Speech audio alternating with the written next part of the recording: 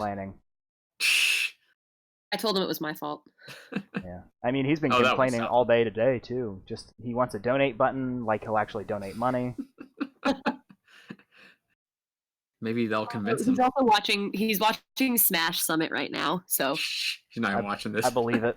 I no, knew. he said he was gonna have it on and Ah. then be ready for when we logged on. I said we're about Okay, ready okay. to start. My bad. And he said no good. I have Summit on, so I'm just chilling. Oh, that's fair.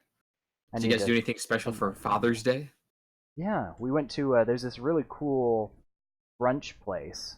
Brunch. It's what's it called? I don't remember what it's called. It's like Roses or something, but it's really good. And they only take reservations on Father's Day, Mother's Day, and Memorial Day. I want to say maybe. Oh, that's interesting. Well, I mean, So- that's if it's a popular enough brunch place, like they're gonna Ooh. people are gonna want to go, so it makes sense that that's the days that they have reservations. Yeah. But it was really good. I got chicken and waffles. I But love chicken. It wasn't just chicken and Ooh, waffles. that's It was good. chicken and waffles, Benedict. So it had an egg on top and gravy. Ooh, I like that. It was very bad for me. Also very fancy. But good for the soul. It wasn't. It's like a mom and pop kind of place. Nice. Yeah, we because my dad is the cook in our house, so he normally cooks all our like dinners and meals and stuff.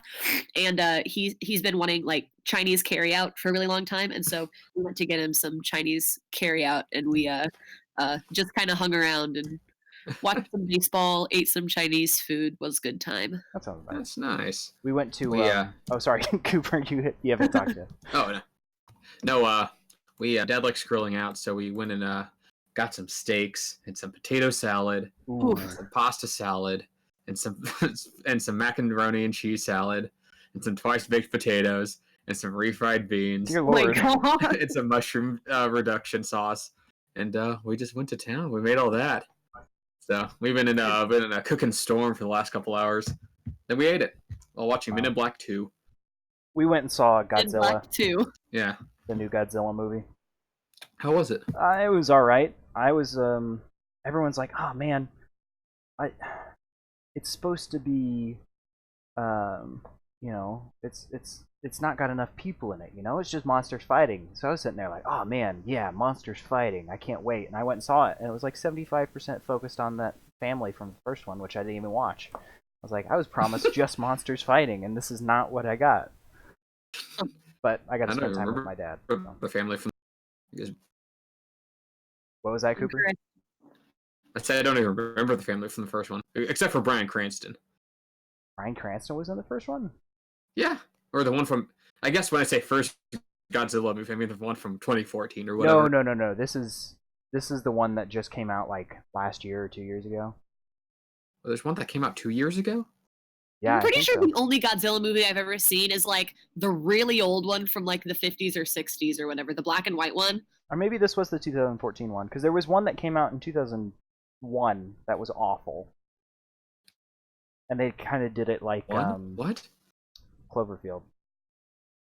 I'm so confused. I still don't think I've seen any of the recent ones, but I have seen the old one. This one was pretty good when they did have the fighting. 30 I enjoyed Godzilla it, movies. It was a little dumb.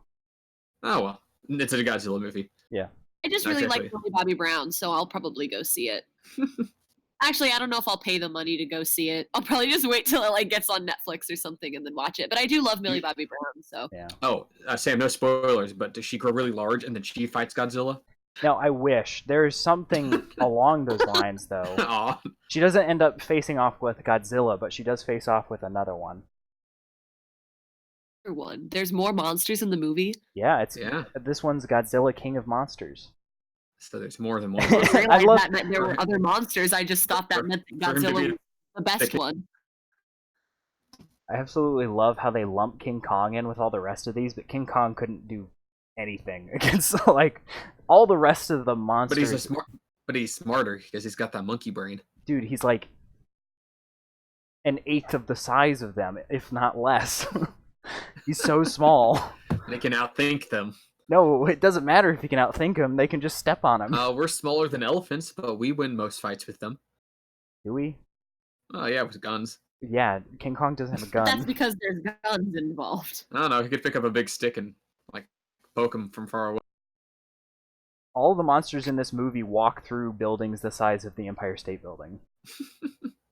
Oh, that's interesting. So I don't pretty think big. a tree would do much. And King Unless Kong's it's a barely really taller big than the tree. trees. A So, little stick. It's yeah. got like a lot of thorns on it, so it Yeah. like scrapes them. They get like an infection or something. All right, we want to get rolling on this then. Yeah, let's do it. All right, we'll do the scene change. Do that. All right, welcome back, everybody, to the Audio Shop podcast. It's been brought to our attention that we've never actually really introduced ourselves. I don't recall. We did that on a couple episodes. I'm not sure we did. So the voice you are hearing right now is me, Sam.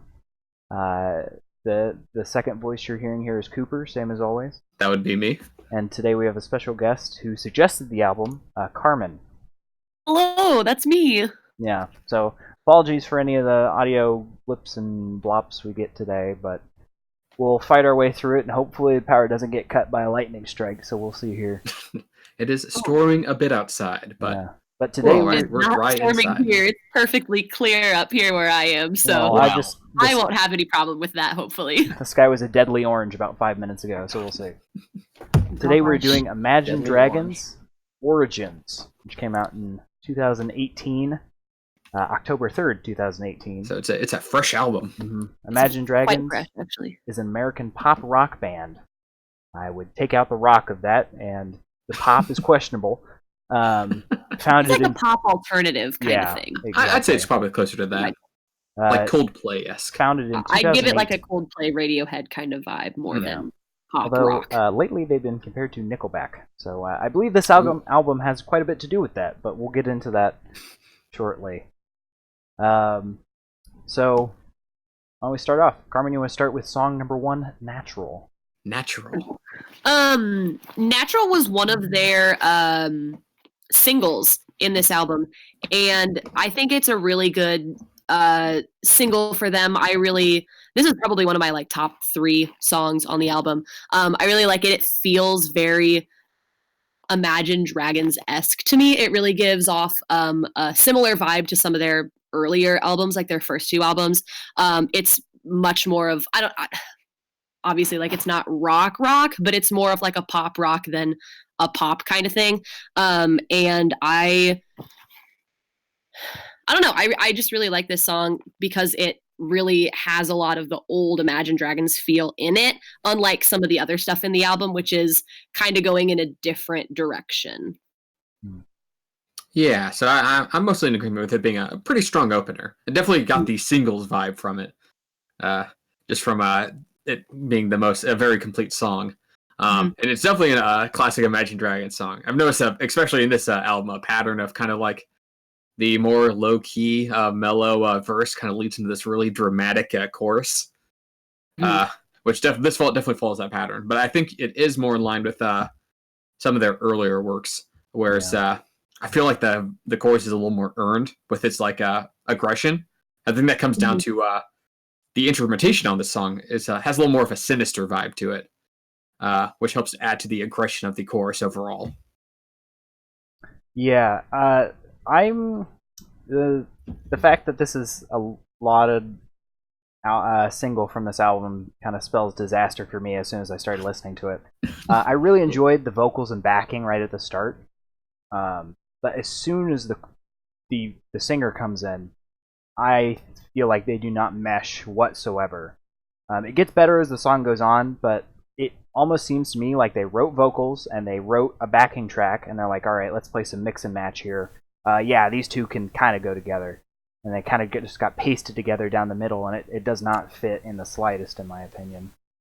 And additionally, he's kind of just screaming rather than singing. And not like metal screaming, just kind of like standing really far away trying to talk to you at a concert kind of singing. That's fairly common in a lot of Imagine Dragons things, though. And I think it's interesting because I'm a really big Imagine Dragons fan, but I was never into emo, like screamo music growing up, so it's weird to me to like enjoy that, like hearing that in his vocals. But that is something that like I really like about Imagine Dragons. So I understand that it kind of can be like an acquired taste to enjoy that kind of thing. But I really do like that about him, and I think it sets him apart from a lot of other popular singers currently. Is just the little bit of raspiness in his voice. Yeah. Yeah, I just wasn't used to it, and I'm not a huge fan of that style, but I try not to hold it to him for the rest of the album. I'm kind of in the middle there, where I can go either way. I'm not going to say I'm a huge fan of it, but I think it can work given the right instrumentation and setting. Mm-hmm. I think what I found throughout this album, at least, is that it's hard when it's that particular kind of vocals, right? He doesn't really change it up that much from that particular style, which can get a little tiring. That's true. And there are other Imagine Dragons albums where they do stray from that more. Versus this, it was very, very heavy on that in most of the songs. So yeah, this first one was an introduction and kind of reminder of who Imagine Dragons was for me, because I don't listen to a lot of current stuff, and if I do, it's whatever Spotify throws into my random, and I either listen to one song or skip through it. But yeah, it was an introduction back into their style, and kind of starting at the top of the slide, if you will. I'd like to imagine. You'd like to imagine? Yeah. I'd like to imagine Slide Dragons. Slide Dragons. Yeah. So jump into song number 2, Boomerang. Boomerang. Ooh, this song. So the first thing that jumped out to me is there was this, every 4 bars or so, there was this little yell noise. I don't know if you guys heard it, but I could not take the song seriously, because it would be like 1, 2, 3, 4, and you hear, oh, just in the background. I do not remember that. But I actually didn't notice that either. You hook onto the little details like that. But like, I always like trying to listen into the background on a lot, because like there was not going on much lyrically at that point. So I was like, all right, let's go on in the back, and that just came on every 4 bars for about a fourth of the song, and I could not take it seriously. Yeah, there's a lot of repetition in the song that I felt like it could have definitely done without. Like, I feel the song's all right, but just how they just kept saying boomerang over and over and over was too repetitive for my personal taste. This is what I was meaning when I was talking earlier about the vocals having to be used in the right, like, for good or for evil. Unfortunately, this one where, like, if you listen to the chorus, every phrase he says it twice. Yep. Which I guess is like a reference to, like, boomeranging. So I appreciate the cleverness. You're stretching there. You're whenever stretching. I didn't even think about that, but you're completely right. But it might be that, but at the same time, I found it just kind of annoying, just because. Yeah. I don't know, when he says every word twice, it kind of grates on you, especially when the chorus is sung like 3 times in this song. And not just twice, but once singing it and then screaming it. You know, it's like, I heard you the first time. You don't have to yell. Yeah, it just doesn't work for me, in my opinion. You know, he has a beautiful voice. I love his voice, but jumping from singing to screaming, that throaty singing style, and then back to, he has like that really smooth style he goes to. Yeah. Though you don't mesh all of those in the same song, and at least not this song, because the vocals are so freaking repetitive. And underneath that, there's actually really good instrumental lines going on, but they really try and turn up the volume on the vocals. It's like, put those in the background, put those kind of in the secondary, and bring up that instrumental. You don't want the song to just be somebody sitting there going boomerang, boomerang, boomerang, and you're kind of talking over this beautiful, you know, violin and stuff that's going on in the background. But that's kind of what they did for this song. Yeah. A lot of the Imagine Dragons stuff, at least all the albums I listen to, they're really like putting the vocals front and center, right? It's not very common that like they let an instrumental take over or kind of ride itself out. There's always that voice there, which is to its detriment in this song, I think, because the beat's kind of like echoey and spacey, so really kind of is desiring for quiet. But then this repeated shouty vocals come in and it kind of drowns it out. Yeah. I tend to agree with the I also didn't like how he took his sort of like more raspy vocals and paired it with his smoother vocals. I like them both, but I like them separately, and I think that's something that I don't like about some other artists, whether I like them as a whole or I don't like them as a whole, is when they take two of their different singing styles and they kind of put them together. I don't know. I like more of it when it's separate versus when it's all. It's kind of like orange juice and toothpaste, right? Everyone loves drinking orange juice, and everyone loves eating toothpaste. But you just don't want to do them together, right? I don't think I ever want to eat toothpaste at all. I understand what you're saying. I can't fully agree with what either of you were saying there. Because fair enough. In song 3, Machine, I think yes. They actually did a pretty good job of meshing the smooth with the screaming. I think the transition in that one works. This song is interesting because it kind of, at least to me, it felt like two different songs. Yeah. Like the vocals in the actual like beat were like fighting against each other. This is what I was saying. Throughout the whole album, they did this kind of mix and match thing where they wrote the vocals and then they wrote the backing tracks and kind of did like the pairing. Like, does this go with this? No, but we'll do it.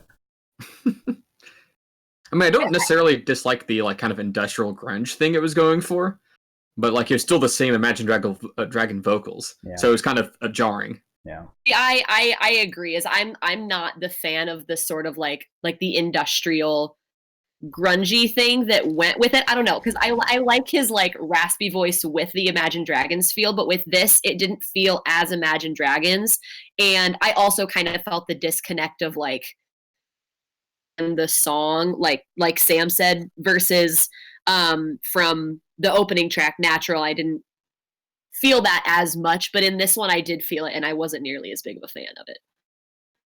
Yeah, it felt a little I don't know, I guess they're trying to go, since it's called Machine, they're trying to go for like a mechanical sound. But yeah, just when you don't switch up the vocal performance but do something entirely different with like the actual like music, like the guitar and like kind of the heavy dissonant like metal sounds going underneath it, actually kind of good. Yeah, at least like in solo. And the vocals weren't bad either. It just when they came together, it kind of butted heads.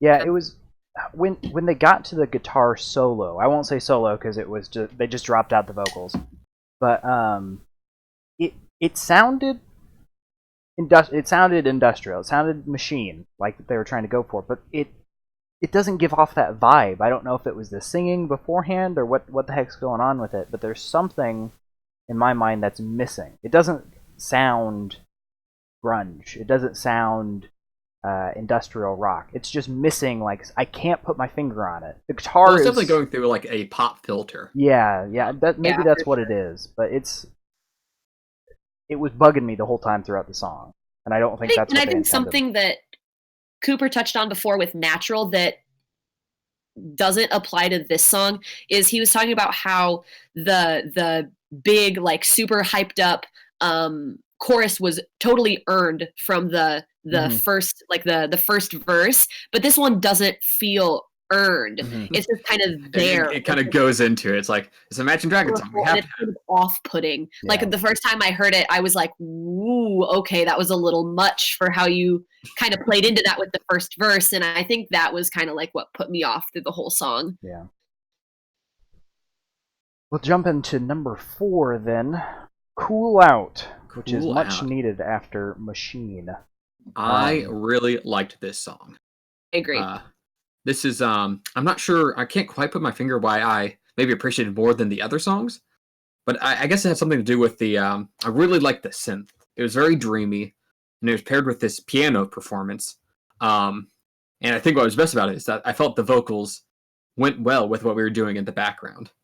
I mean, it still had some shoutiness in it, of course, but with that kind of like dreamier synth to kind of cool things down and pull it back, I think they really worked well together.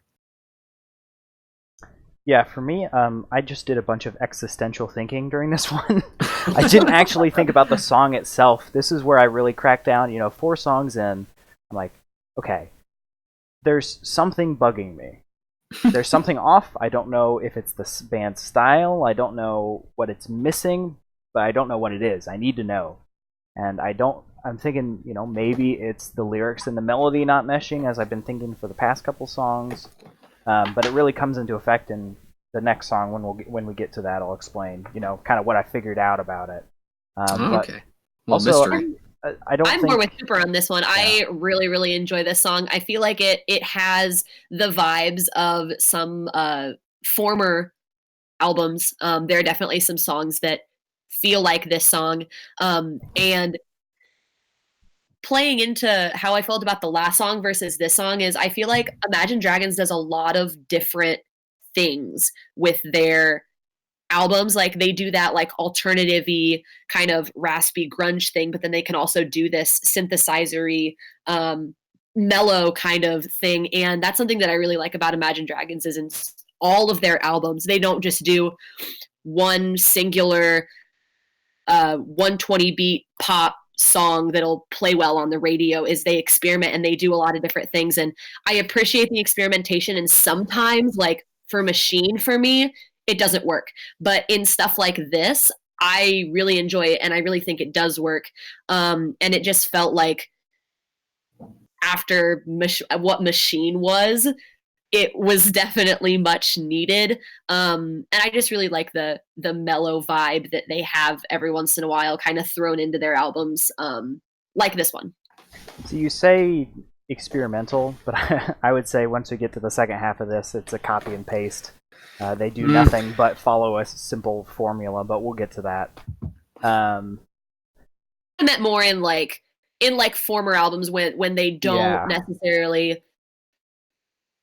thing. They have a lot of different kinds of vibes in their songs. Yeah, they do. In the second half of the album, I agree with that. But in former albums and in kind of the first half of this album, there's a lot of different feels. Yeah. Right. I mean, even if Machine isn't, I think, a good song, at least it like goes for something that you can like. It's different. You can respect that it's going for something different. Though it also needs to pan out. That's the difficulty of doing both. This one is the one where I realized I think that this music is not my style at all, so that's going to kind of flavor everything I have to say. I tried to be as open-minded as possible, but there's a couple paragraphs that I wrote on my note sheet coming up here. So jumping to number 5 then. My first rant of the album. Oh, hey. Bad Liar. Bad Liar. I like the starting beat. It's very good. That's actually what brought this to my attention. The kind of the beep, the bops and beeps. Bass line, not so much. I can forgive that. It's a simplified bass line, about 2 bars, while the melody actually has some stuff. Halfway through the song, they get rid of the chorus melody. They just drop it completely. They switch to a simple percussion beat pad and go with that for the rest of the song. The notes don't come back. The melody doesn't come back. The vocals are unaffected by the musical change that's happening underneath. They change the music to something completely different. It lacks consistency in the instrumental line, and being extremely repetitive vocally. And now the consistency with the instrumental line, with the consistent vocal, with the non-varying vocals, literally sounds like the same 5 bars being just looped for the last half of the song. Like, they dropped the melody. I don't understand how you do that. Like, they had an established, they had the chorus. He sang the chorus. There was the melody sounds underneath. He sang the next chorus, and they faded him out. And it's like, where'd they go? And then it's just kind of like underneath, and then that's it for the rest of the song. There's no more notes. I was so like, this is where it hit me. Like, have they been doing this the whole time? Just constantly changing the musical motif from like, it's like all the songs are off by a half step. You move it back a half and you get the full melody on one song, but right now it's kind of, each song has half a melody where they're like, I can't really decide what to put here, so why don't we do this one and this one? Nobody's going to notice. So there's my first rant of this album. I also came to a realization on this song in particular, less with the actual instrumentation like you, Sam, but more with the vocals. I was kind of wondering why in the back half of this album I was kind of getting burnt out, as it was, by some of the songs. And I think it's kind of like, even when they do something different, like with Machine, it follows, the lyrics themselves follow a very strict I call it Imagine Dragon syndrome. where the verses themselves like are very grandiose and they seem to be saying something, but then you like there's this kind of filler. They're just kind of these generic something is wrong, but we will fix it. And then it goes into this like really stadium pop rock chorus that doesn't feel like it earned the build-up that it's trying to pay off. Which is can get a good grading, which like in like Seclusion is fine for a single song, right? Mm-hmm. Not all pop songs have to have something grand to say. But when it's like each one follows this this kind of template, you start to pick up on it. It starts to become a little predictable. Yeah. I don't know.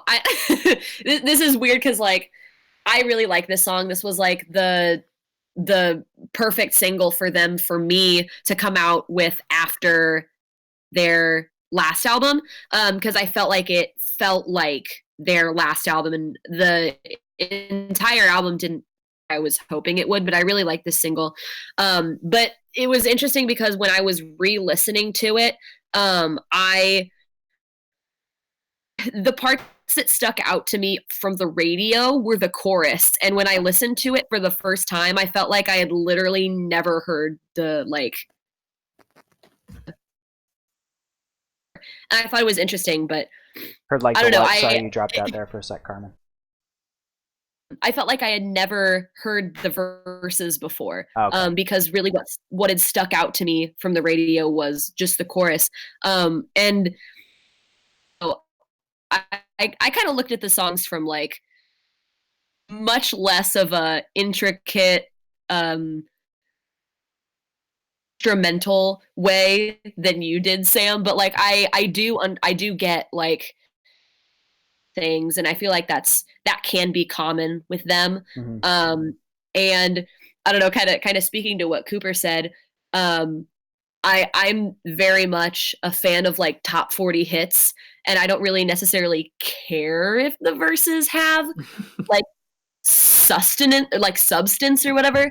But that's something that like of when I listen to a song, it's like if I like the music or not more, I guess. So I don't know. I really like the music in this. I like the beginning, and I felt like it's very. I think this is another like classic Imagine Dragons feel to me. Yeah. I don't want to step on your toes here, Cooper, but I feel like the fact that you're saying this is classic Imagine Dragons is kind of the point that he's getting to. Like Cooper or Karmen? Cooper. Because this is kind of like what you were saying. I don't want to put words in your mouth. But like, they discovered a formula, and they ran with it. No.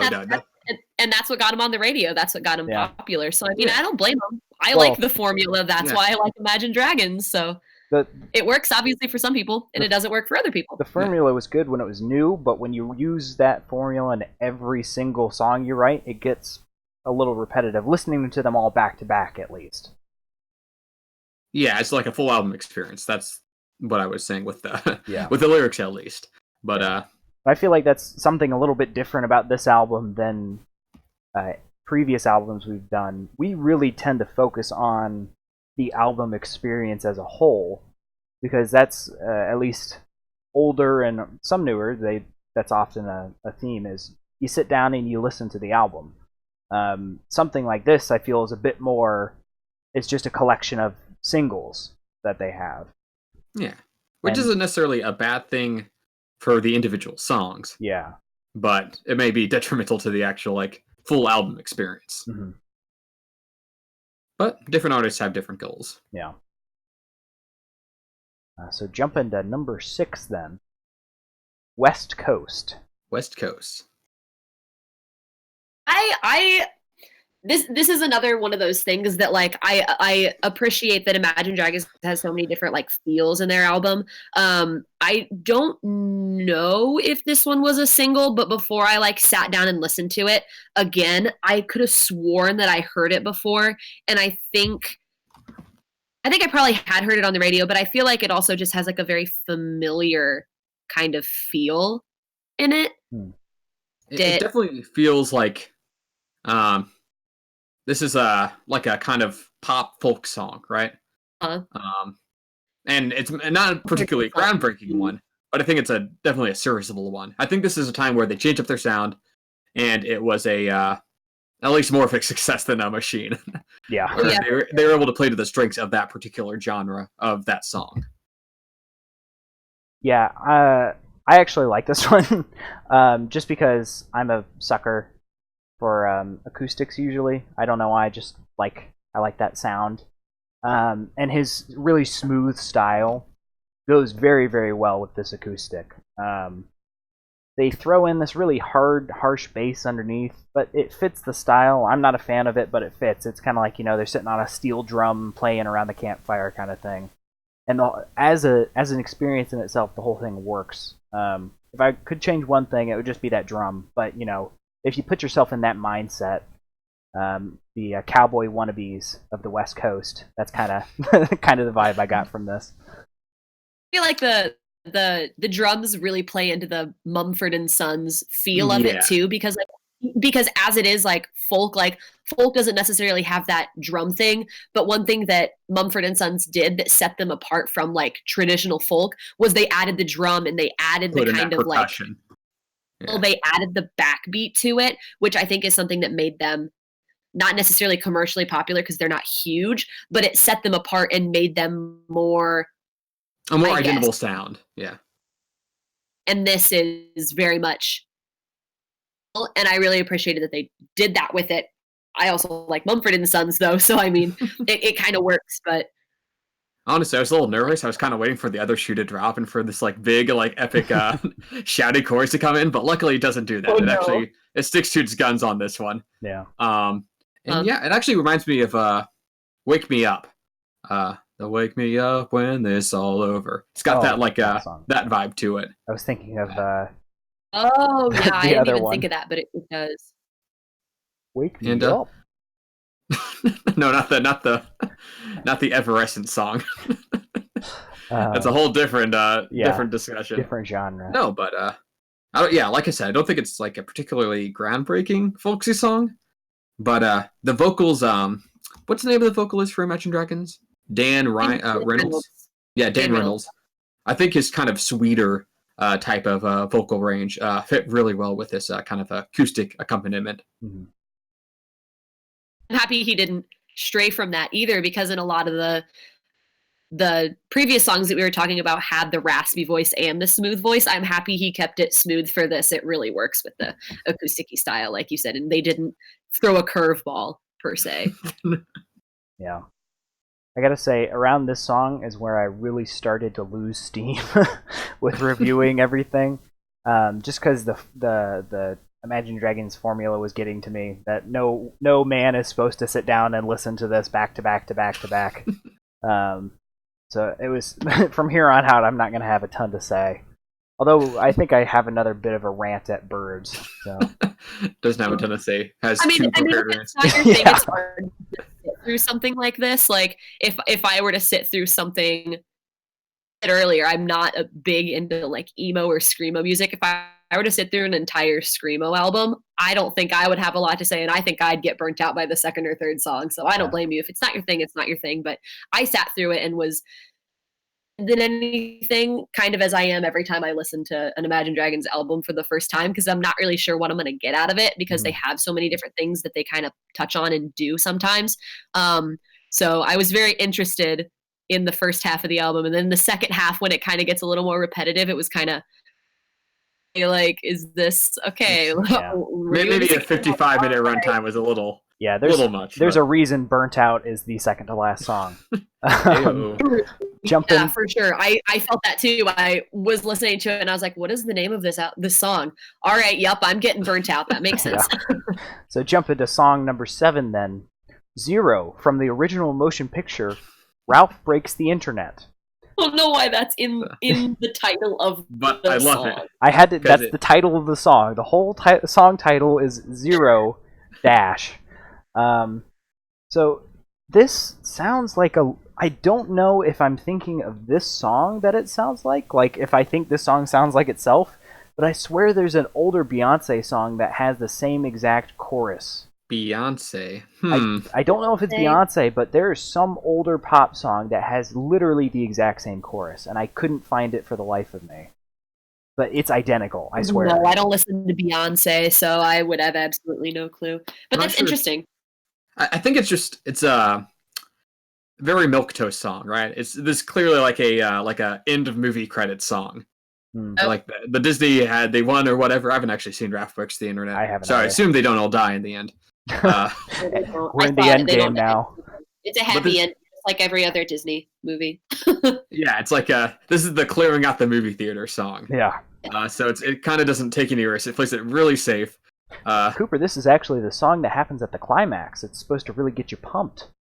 I mean, it might. I haven't seen this movie. No, I'm just kidding. It is the clearing out of the the theater song. Okay. Which I think it I don't want to say that they phoned it in for Wreck-It Ralph 2, Ralph Breaks the Internet.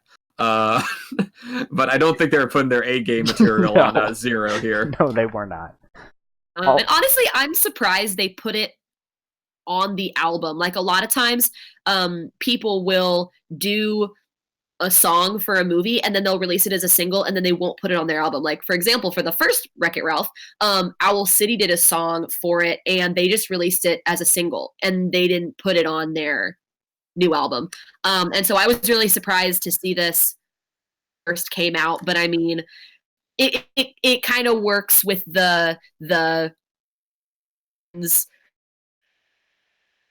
formula of how they write their songs, and I felt like it was comparable to Boomerang in the sense that it was vivid and it kept going back to what it had done before.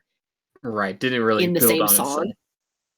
It didn't build on itself, and like you said, they were playing it safe. It was for a Disney thing. I don't know if Disney helped them write this. I don't know how a movie, if you write it by yourself and then you do it, or if somebody helps you write it, but it felt monotone, not monotone in the sense of the word, but the song itself A little felt boring, yeah. I just thought about Beyonce the whole time, trying to figure out where the heck I'm not they sure stole we're getting the the melody Beyonce from. thing from. I don't know. I swear have there's no a clue. thing, but maybe not. I don't know. That's all I thought about was this song. Is I swear they stole this thing, and I googled it, but I couldn't find anything. So Yeah, well, it's a soundtrack song. yeah, Again, not sure where they put it. I agree with Karmen. Not sure where it's on the album. Their album was long enough. It's over 50 minutes. yeah. Could have done without it, but I guess they were ride or die for Wreck-It Ralph. I guess. It just really surprised me. I don't know. I don't know. I don't have much else to say than I don't know why it's on this album. Yeah. Like if they do put it on the album, they'll make it like a bonus track or something. And like even if it was a bonus track, fine and all, but you don't necessarily buy it with the album. Like you buy it if you like it. In the middle. Yeah. Everyone to hear it, and they want them to hear it right now. Yeah. Jumping into song number 8 then. Bullet in a Gun. What I wish I had at this song in the album. Oh my goodness, Sam. This singing style does not fit the music whatsoever. Everything, and plus he sings it like it's a question. Everything sounds like he's asking a question. Like he does that Valley Girl thing where he goes up at the end of his sentence, and it really is out of place. And what the heck was that vocal distortion in this song? I was keeping the song a little more interesting than just a straight vocal specifically the ones where it goes up like 3 octaves. Like, okay. And there's just somebody in the background going bang, bang, bang. I could not take this song seriously. It was so stupid. I think it was interesting how, and I don't know what they did with the vocals, but it sounds like he's singing from like the other corner of a room. Yeah, like he's far away. I didn't notice that. And I thought that was really interesting. Necessarily like it with the song. Like I think if they had played with that with something else, it might have worked. And I don't know, I kind of want to hear it in something else to see if it does work, because maybe it doesn't even work. But I wanted to hear it in something different because I didn't necessarily like it in this. Yeah, I think the vocals were definitely the biggest problem for me on this one too, because Yeah, same. I don't know. At this point, the distortion, I agree with you, Karmen, where it's like made things a little more interesting. I liked how they switched up there. But then they went back to the regular ones, and this was kind of the point I was starting to realize I was kind of getting tired of Dan Reynolds' voice. Yeah. Overall. Just with the shoutiness of it. I would have preferred more of an album of West Coast type vocals than Bullet and a Gun type vocals. And unfortunately, this album definitely leans more towards Bullet and the Gun type vocals. Yeah. Well, I kind of like the... I did, to give the song credit, I like the part where it kind of went to this kind of spoken word part, where he was clearly mad at somebody for being called a sellout. That seemed a little... that had a little personality in it. I actually liked that, just because it was like the band was putting a little bit of their personal experience into a song, like actual like emotion. I don't know. The lyrics in that part I appreciated, but I'm just not a fan of when people talk in songs. Yeah. Oh, then you probably didn't like the next song at all. They followed up being called sellouts yeah, that's definitely not for me. So they followed up by being called sellouts by singing the same song for the next 6 songs. Yeah, for sure. So, Sam, how dare you call the makers of Zero from the original motion picture movie for Outbreaks the Internet sellouts? That's so cruel. What's your favorite Imagine Dragons song? Oh, my favorite song is Zero from the original motion picture Ralph Breaks the Internet. Oh, is that in Ralph Breaks the Internet? I'm not sure. That's just the song title. It'd be even more funny if that was just the name of the song. It wasn't actually in the movie. Oh, they get sued by Disney for that for sure.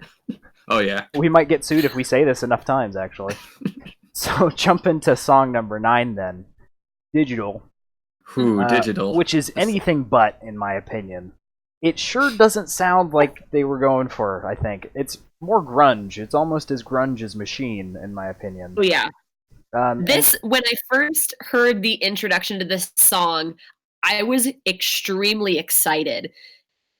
An extremely different turn that just put me off for the rest of the song, and I was just so confused because I wanted to hear what that song was. I wanted to hear what the beginning song was, but the rest of the song is not guitar riff that it advertises as, and that really disappointed me. Again, with the melody, promising a melody that they don't follow up on. Yeah, because there's like this kind of I know what you mean with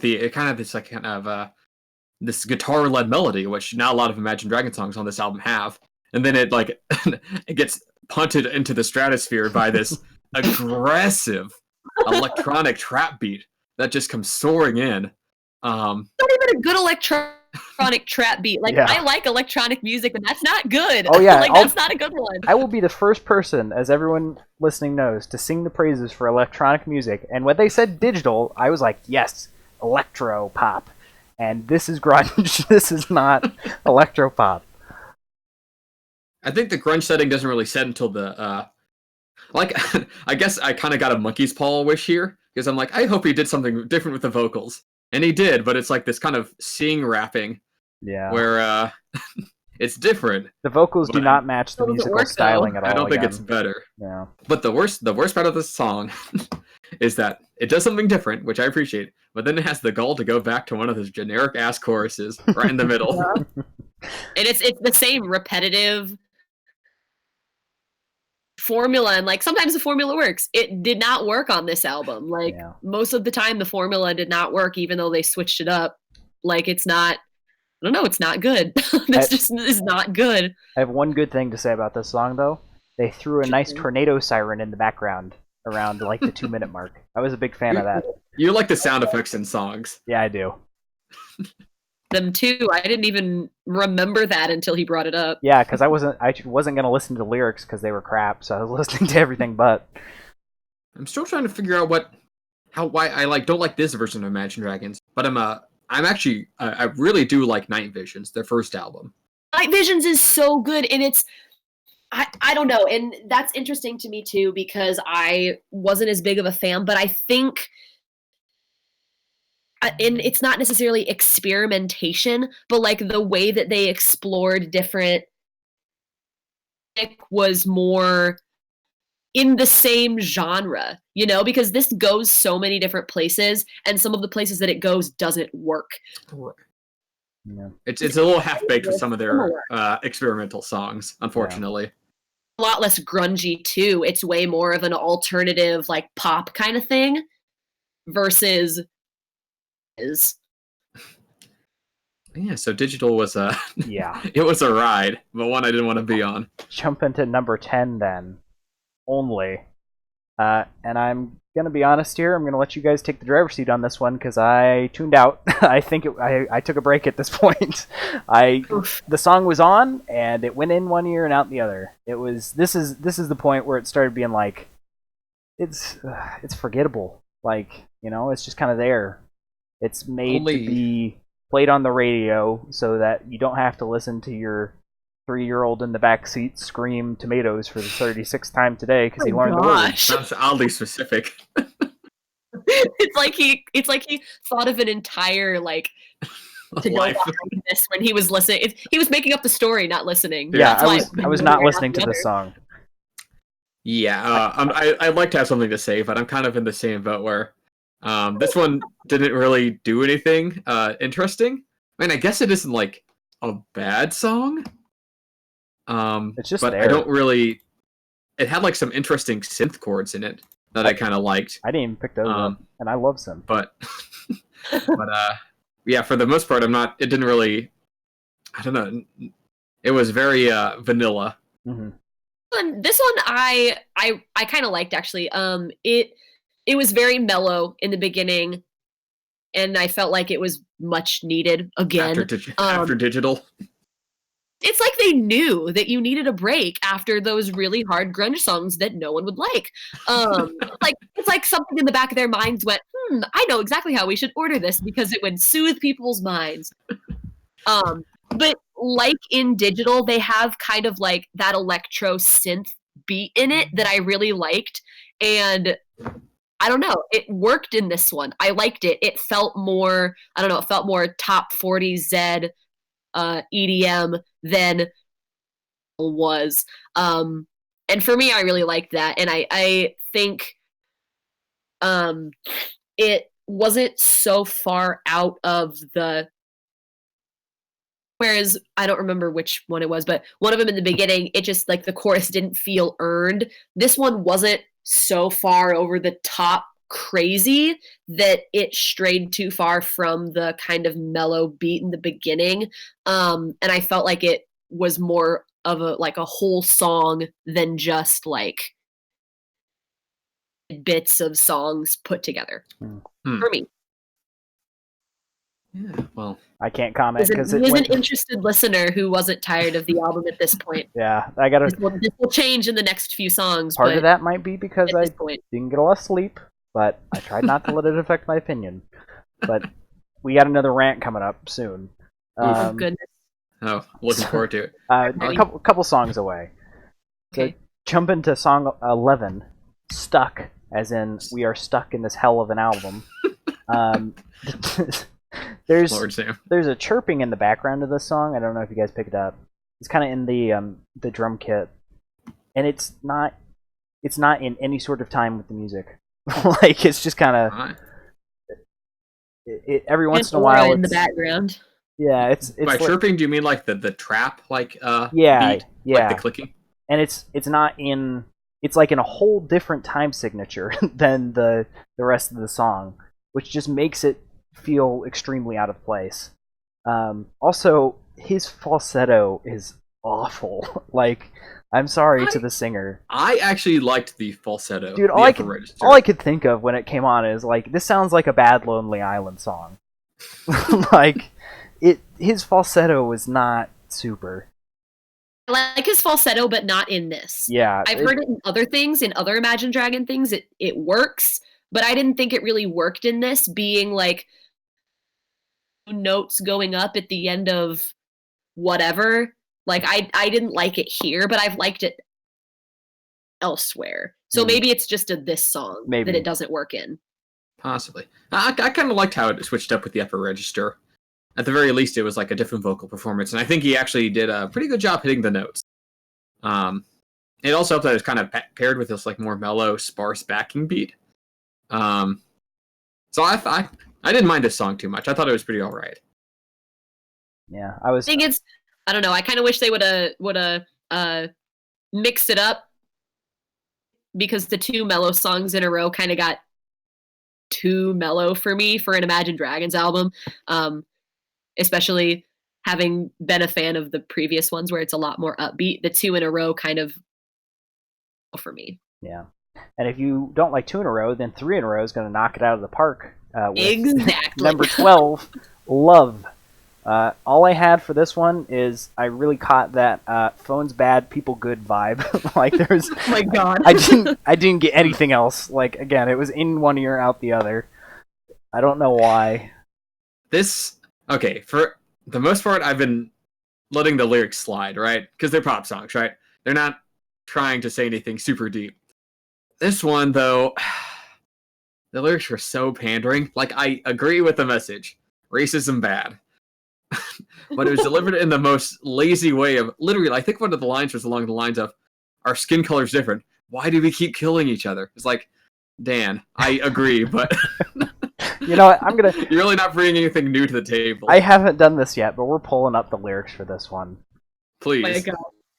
The lyrics for this one were like, there are a lot of albums that do this. There are a lot of like singers that do this nowadays, that they have this really cool album that they make and then they put in a song about like loving everyone. Like, who is it? What's his face? The acoustic guitarist. I can't remember his name. Mraz. He's got a song about it. It's real good. And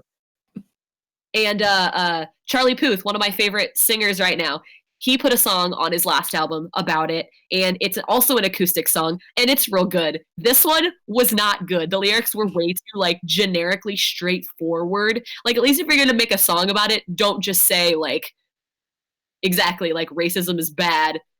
Why can't we just all be best friends and love each other? Why do we have to kill each other? Like, that's awful. Waiting on the World to just Change. Say that out. It's too amazing cheesy. It's song. too cheesy. This one, crap. Which one? Waiting on the World to Change, Jason Mraz. That's what it was. Yeah, that one. No, this one, it almost felt like parody. Like, you know how, like, Lego Movie, Everything is Awesome? That song was, like, intentionally made to be as, like, service level as possible because it's making fun of that. Mm-hmm. This is like this, but without the self-awareness. It's actually a bop, though. Everything is Awesome is actually a good song. Yeah. It is, but this one's like, I don't know. It's clear that they thought this was, like, the hottest take ever, but it's really not... It's not as important as they were trying to make it. I really dislike how they do...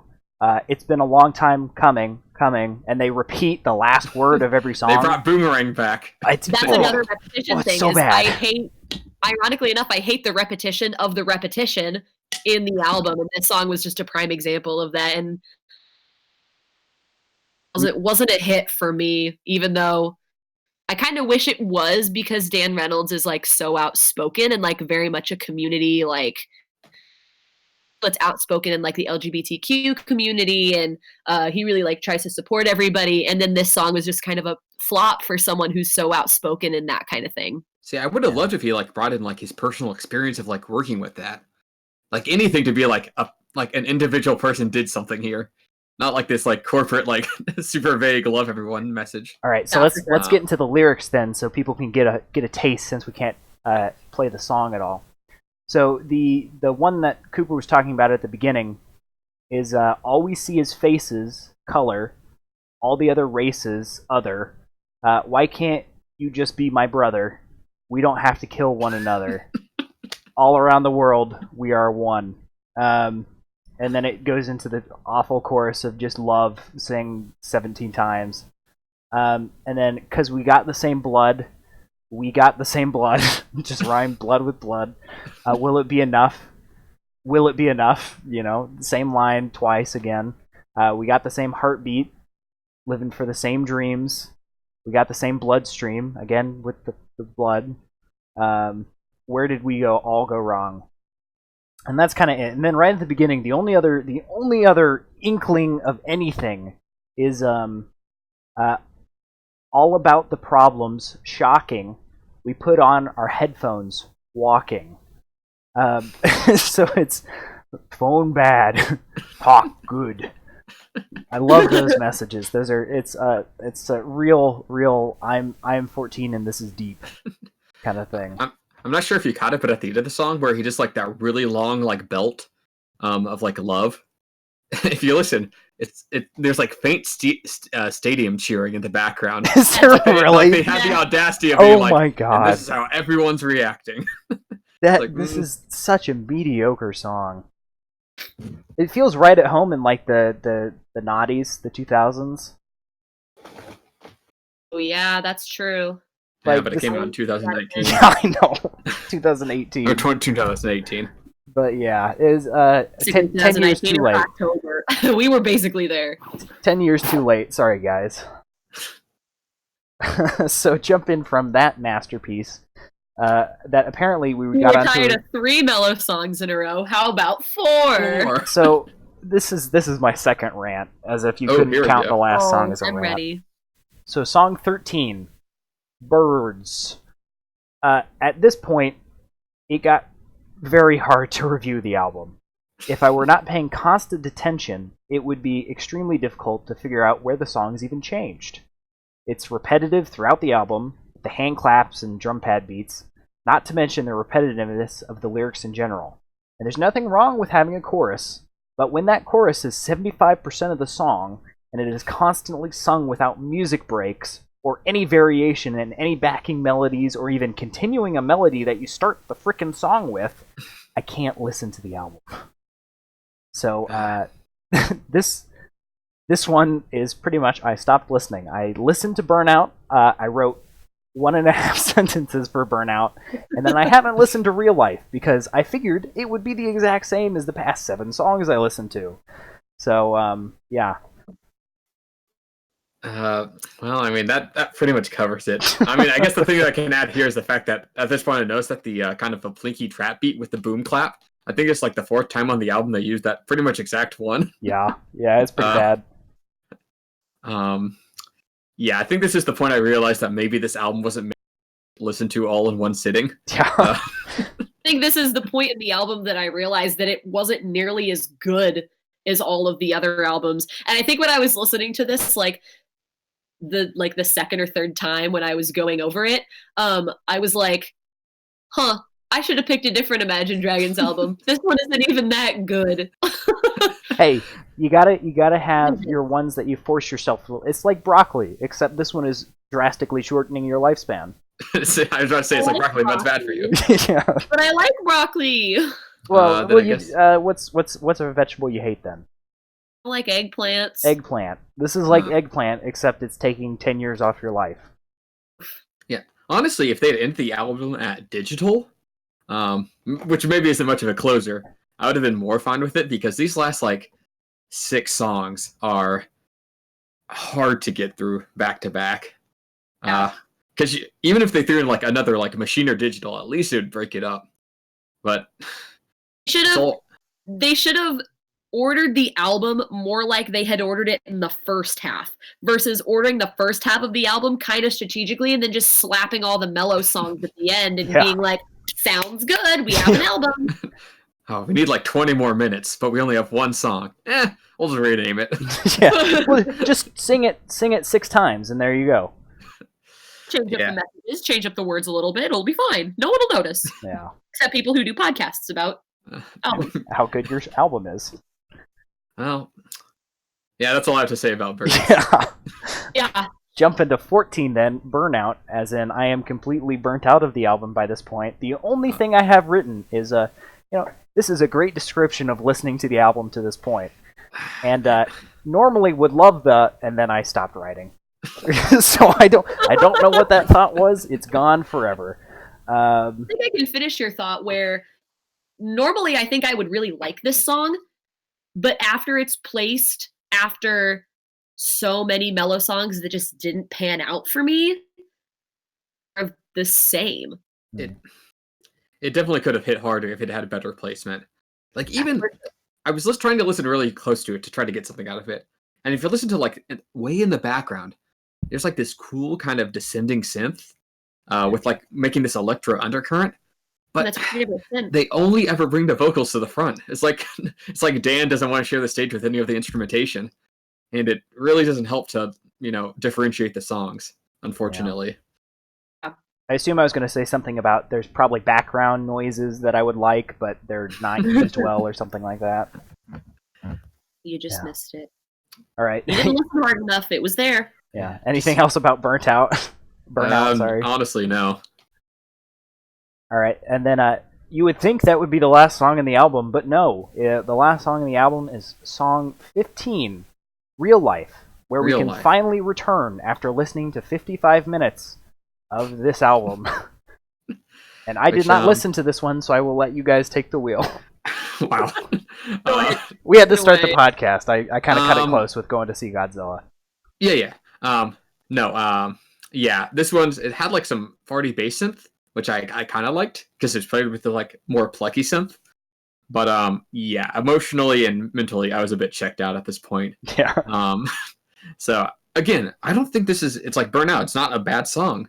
It's completely serviceable, but it's just here. It's just like thrown at the back to fill in space.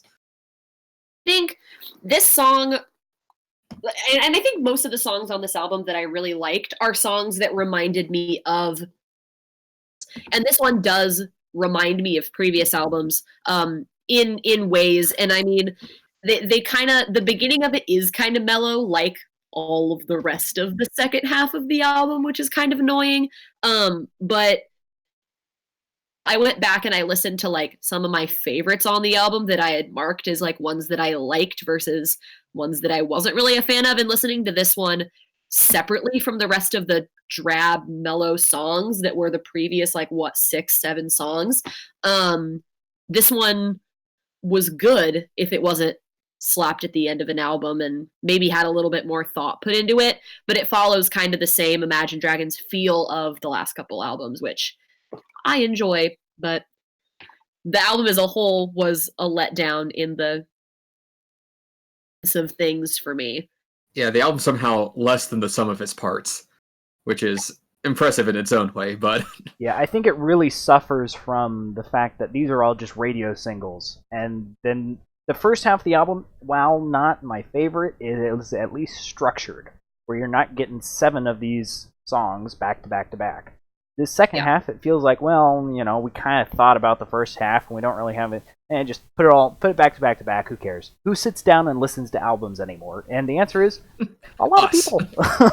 I mean, I always sit down and listen to albums when I'm, you know, working on something or doing anything. So it's I have a 6 CD player in my car. All I listen to are CDs, and I listen to them all the way through. I sit there on my drives to Purdue and back, and I listen to the whole album. Like, exactly. So making the album sound good is a big part of making music.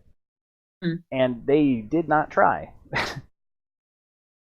So I think that can be lost in today's music a lot, because I know a lot of like 40 singers. The one that literally comes to my mind right away for some reason is Katy Perry. They write singles for the radio, and they don't write albums worth of music, versus like old 80s albums. The one that comes to mind is El Dorado by ELO. Yeah. It works together. It's a full album, and it feels like, even though the songs are different, the vibe is the same. Like, it feels like a full album versus a string of radio singles, which is basically all singers and pop stars want to do these days, is get on the radio so people will buy their singles, versus back in the day when people would listen to records, people would listen to whole things.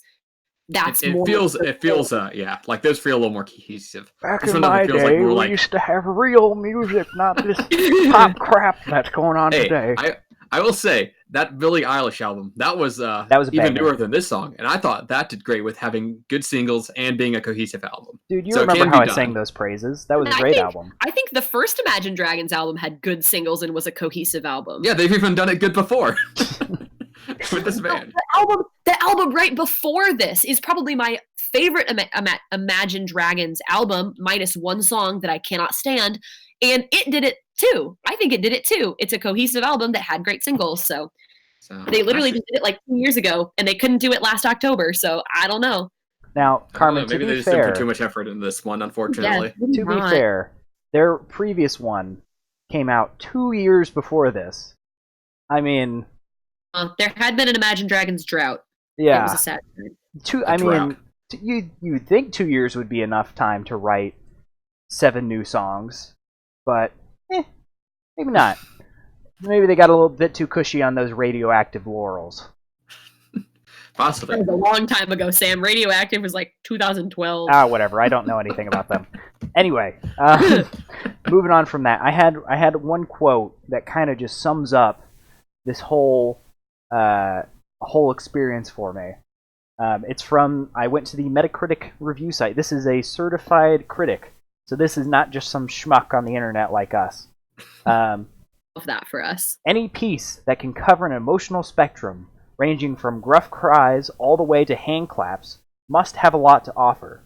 Step aside, Nickelback. There's a new sheriff in town, and his name is Imagine Dragons. That is a 20 point out of 100 rating from Sputnik Music on Metacritic, and I felt that was very suited to this whole album experience. Yeah, and it's kind of disappointing because I know they can do better, and they have done better in the past. And I hope they do better in the future. I hope maybe this slaps them awake a bit and realize, you can't just put this out and like expect people to be like, oh, it's Imagine Dragons, it must be good. Yeah, and that's how I kind of am a fan of the people that I am, is like I listen to their early stuff and I still like them, or I don't like them anymore. Like I stopped liking in the past just because their music got like this Imagine Dragons album, where they had a couple good songs that I liked, and like that was it. Their albums didn't feel like albums anymore, and they were just searching for pop hits. So yeah, this one they were a little asleep at the wheel, unfortunately. Yeah. At some point in the future, we should do Night Visions, because that I would enjoy also that one. Or is it Evolve? Is that what the one right before this was called? It was Evolve. It's Evolve. That one's really good. Night Vision is really good. We should do those because that's actually who I feel Imagine Dragons is, and I like those. Yeah. All right. Yeah. Well, I would say it's that time to begin wrapping up the episode. We've gone through all very, very long 15 songs of this album, and we are not doing a round two. So jumping to, let's do favorite and least favorite first, I think, before we do ratings. So just pick one song to be your favorite, one song to be your least favorite. I'm going to break the mold a little bit here, and I cannot name a single freaking song on this album that I liked. Really? Not one? No. Maybe West Coast is the most tolerable, in my opinion. I like the style. I'm not a fan of that steel drum kind of slapping, but it's a good acoustic song. I could tolerate it. Least favorite, probably Digital. It advertised itself as an electropop song, and they're an electropop band, supposedly, as according to Wikipedia. And they went industrial grunge again, which went oh so well in Machine. So, there's a whole slew of issues with this song, not exclusively, that apply to most of the songs on the album. But this one kind of pops it up. Even though it does have that tornado siren, I think that's kind of the kick in the pants for me. To be like, you took something I love and just made it bad. You threw that tornado siren in, but it just hurts. Yeah. Machine was just bad. Like, Digital had promise and it just let me down, but literally from the beginning, a grimace on my face. Like, I was confused, I was concerned, and I just did not like it. I don't know. My favorite is probably a tie between and Natural. Just because Natural gives me that Imagine Dragons vibe. It's definitely like a harder kind of thing, which I like in their previous albums. Sorry, what song did and you West say Coast yours just gives me the Mumford, so very much like on a completely different the spectrum. So I guess in both of their different ways, they would be probably my favorites. What was the other song besides Natural? A Bad Liar. Are you talking about like the other single? Oh, Bad Liar.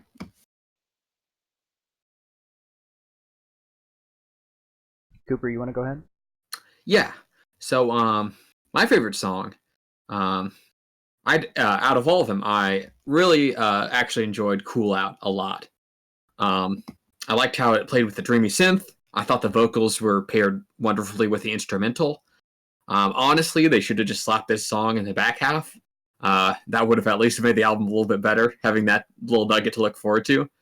But Cool Out was actually, I think, some classic Imagine Dragons that really paid off with a catchy chorus.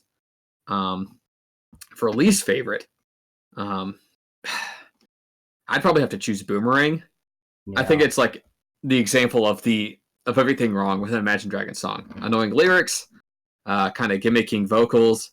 It's the song structure, but without any of the soul, and the lyrics are just kind of filler. And then also maybe Digital would be a not so good song either. Yeah. But at the very least, it tried to do something different. So I have to give props for that. So yeah, and I guess for close second for best song would probably be maybe Natural or West Coast. Yeah. I also very much liked. The first half is definitely the stronger half of this album. Yeah, if it went all the way up to... on board with West Coast being on. Yeah. Yeah, honestly, if the album had just been like an EP that went up to West Coast, it would have been decent. Mm-hmm. I think. I think a lot of... even throw Zero in there. What? Yeah, let's throw in Ralph Breaks the Internet. No. The song is called Zero from the original motion picture Ralph Breaks the Internet. You got to say the whole title. So jumping to the rating then. As you know, we have our special car-themed rating here on Audio Shop because we both know all so much about cars. Showroom, basically it's a 5-star rating system. Showroom, 5 out of 5. Amazing, love it. It's going to be the song I listen to every day until I die. And then it's going to play on my coffin for the next 15 years. And then there's Scrapyard, sell it, get it out of here. It's been sitting in the front yard for about 6 months, and Jesus, if you don't get rid of it, the cops are going to call the neighbors, and we don't have enough money to pay for this ticket again. So that's kind of the whole scale there. So I'll go first unless there's any no, feel free. Trepidation. I don't think there's any surprise to what's coming, but it's Scrapyard. This is a bad album. It's bad album. I'm gonna have to sit in my bed in fetal position and cry tonight because of this. It drained my sanity. This is not how I wanted to spend Father's Day. I'm going to go downstairs and I'm going to look about the same age as my dad due to this album. It's just it's just a hard pass. And if I could give it a 0 from the original motion picture Ralph Breaks the Internet out of 5, I would. But our limit is 1 out of 5, so it is Scrapyard.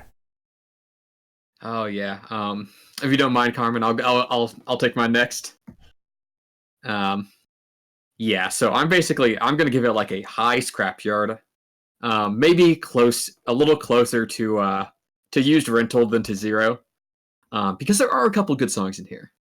I think it's worth listening to Cool Out. It's worth listening to Natural. It's worth listening to West Coast. Even if you just listen to the first 6 songs of this album, I think you can get something out of it. But the tail end is just such a slog. It's legitimately hard to listen through all of it back to back to back. And knowing that Imagine Dragons, if this was just some rando band that just put this out, it'd be bad, but it'd be enough. Mm-hmm. But this is Imagine Dragons, and I know they've done better work, and they can do better work. So it's apt that it's Father's Day, because I'm very disappointed. You don't hear that a lot, do you? Much like a disappointed father. So I just wish it was better, because there are glimmers of good potential in here. It's buried underneath all this half-assed sleep at the driver's seat kind of music. And I honestly hope that whatever they put out next can live up to their older stuff. And this is more of a blip on the radar, a little outlier than, what's to come. Karmen? I'm very opinion. Very much glimmers of hope, and if you're an Imagine Dragons fan and have been for a long time, I would say hear it out, pick out the songs that you really like, and then add those to of something that you can listen to later, because the album as a whole definitely skippable songs, and I definitely had much more of had hopes going into it that it would have to what it had been. And it very much did not live up to that. And so video cut out, so I didn't hear your ratings, but I'll give it like a hesitant 2 out of 5. I'm not hard with the 2, but I think the couple songs in there that I really, really enjoyed, I want to say that saved it but the songs that were good, I think, too, and picking out and listening to on a regular basis as an Imagine Dragons fan. Yeah, so we I'd caught say that's most probably of that there. Yeah, but that's what I'm leaning towards more towards Karmen than Sam. I think there is something of worth in here. There's a deep nugget just buried very, very deep. Yep, but there's a nugget, all right. Nugget of shit. So we'll end it here before we completely lose Karmen, because she's been fine throughout most of it, but we're starting to lose the connection. Have I been cutting out? I'm sorry, I don't know what's going on. That's fine. Yeah, it was only till like the very end. Yeah, you were fine this whole thing, just right at the very end there. So thank you for listening. We've been a bit harsh today, but you gotta have your greens with your delicious caramel and chocolate gorillas. This is tough love. Whenever Dan Reynolds listens to this podcast, he'll really think things over and decide to make a better album next time. I like to think. I hope so. We can let him know. Yeah. So thank you for listening. We will catch you next time with our new album, hopefully next weekend, unless Cooper decides that he doesn't want to do it again. I am playing sometimes, but hopefully next weekend it should be great. All right. What was that, Karmen? I'll be a stand-in if Cooper doesn't want to do it. Hey, I hope to have you back on the podcast another time. This was very enjoyable. I hope to be back. And I think we lost her. But on that note, before we Oh, I'm still here. I'm sorry. Oh. I said all right, okay. We're gonna end it. All right. Thank you all for listening, and tune in next week. Catch you later, shoppies. Every time. Got to do it. Bye. See ya.